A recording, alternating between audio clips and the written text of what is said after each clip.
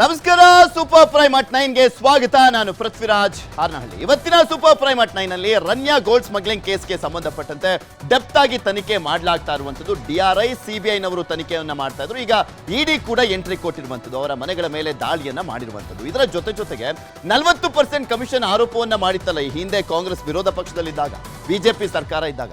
ಆ ಪ್ರಕರಣಕ್ಕೆ ಸಂಬಂಧಪಟ್ಟಂತೆ ವರದಿಯನ್ನ ಕೊಡಲಾಗಿದೆ ಸಿದ್ದರಾಮಯ್ಯನವರಿಗೆ.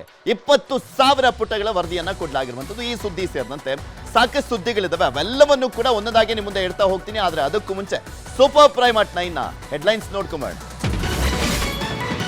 ರನ್ಯಾ ಗೋಲ್ಡ್ ಕೇಸ್ಗೆ ಇಡಿ ಎಂಟ್ರಿ, ಆಪ್ತರು ಸಂಬಂಧಿಕರ ಮನೆಗಳಲ್ಲಿ ದಾಖಲೆಗಳ ಶೋಧ. ನಟಿಯ ಕಳ್ಳಾಟಕ್ಕೆ ಸ್ವಾಮೀಜಿಯೇ ಕಿಂಗ್ ಪಿನ್.